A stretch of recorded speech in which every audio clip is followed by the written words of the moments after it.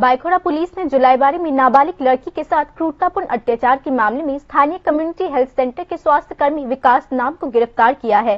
स्वास्थ्य सेवाओं के नाम पर नाबालिग का शोषण करने के आरोप में थाने में उसके खिलाफ केस दर्ज किया गया है। नाबालिग पहले से ही गर्भवती थी।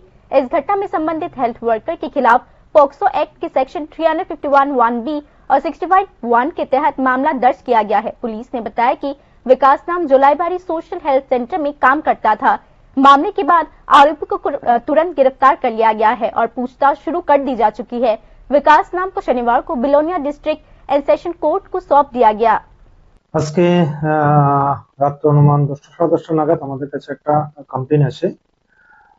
কমপ্লেইনে পশ্চিম জুলাইবাড়ি থেকে এই কমপ্লেইনের মধ্যে আমরা যে এভিডেন্স পেয়েছি একটা মাইনর মেয়ের উপর রেপ সংঘটিত হয়েছে এবং ওই মোতাবেক আমরা একটা কেস রেজিস্টার করি এবং সঙ্গে সঙ্গে আসামিকে অ্যারেস্ট করার জন্য আমরা রেড করি, আসামিকে পাই, আসামিকে অ্যারেস্ট করি এবং বর্তমানে আমরা আসামিকে আর মাইনর ভিক্টিমকে মেডিকেলের জন্য প্রেরণ করছি এবং এই বিষয়ের উপর বাইকোরা পিএস একটা কেস রেজিস্টার করে যার number Baikora PS case number 1 section 65 clause 1 351 clause 1 of BNS and 4 of POCSO act.